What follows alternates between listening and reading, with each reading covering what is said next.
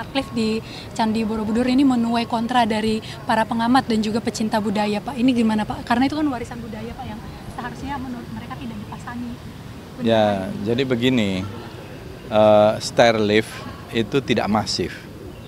Kalau kita datang ke situs-situs heritage dunia, itu sudah ada, dipasang di mana-mana. Kita ini terlambat.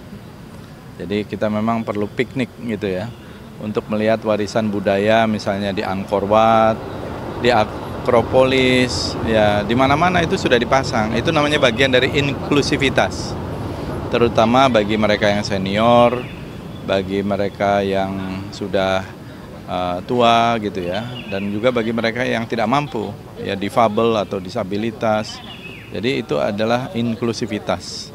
Jadi bagian yang memang diharapkan oleh undang-undang kita juga ada akses kepada kalangan disabilitas dan juga kalangan yang senior-senior yang memang membutuhkan, atau mereka yang mungkin mempunyai misalnya accident dan lain-lain gitu. Jadi itu udah dipasang, udah umum.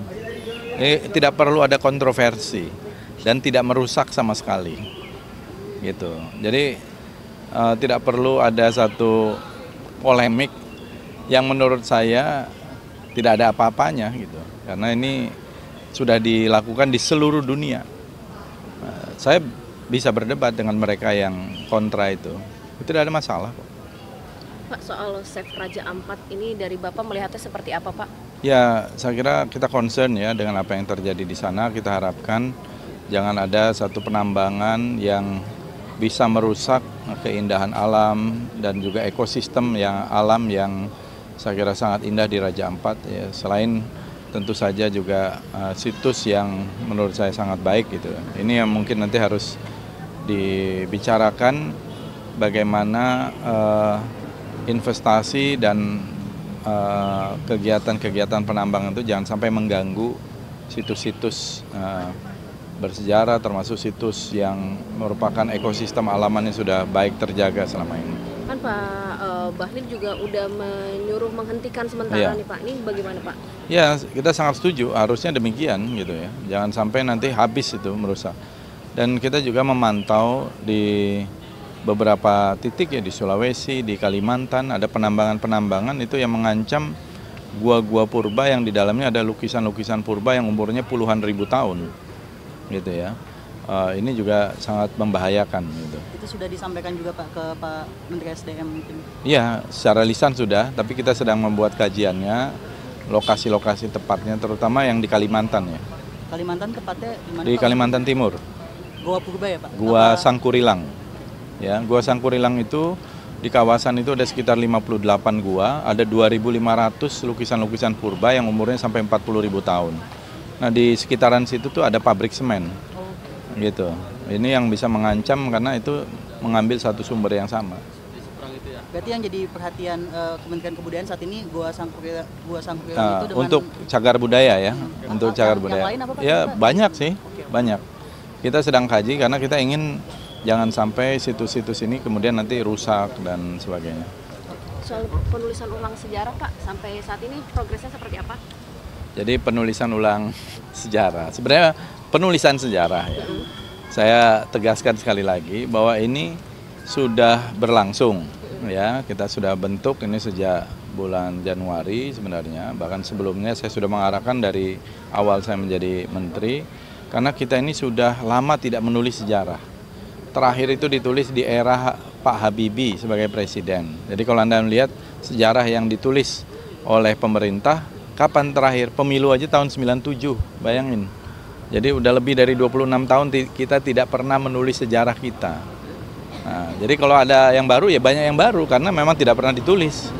Belum lagi yang sifatnya penemuan-penemuan updating.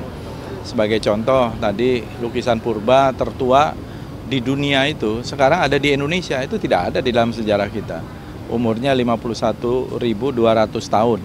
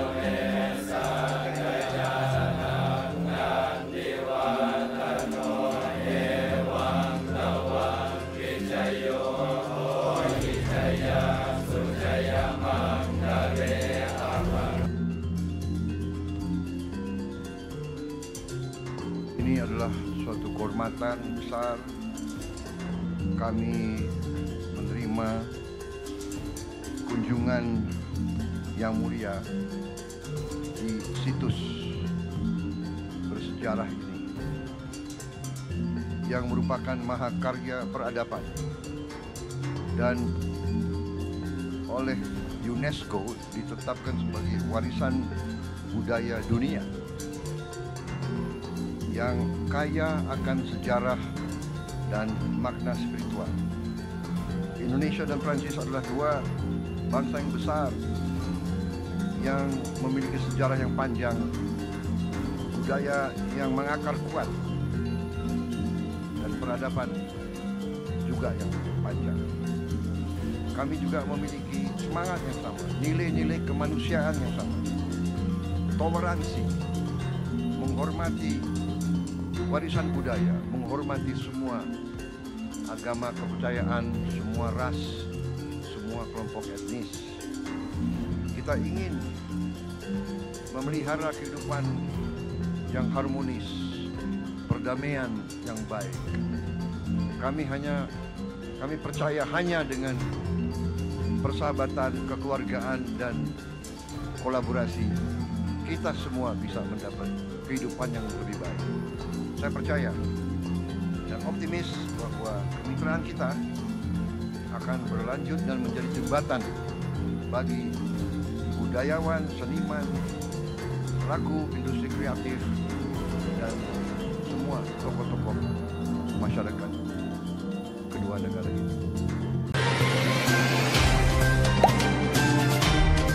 Dengarkan berita bersuara. Klik fitur text to speech di inews.id.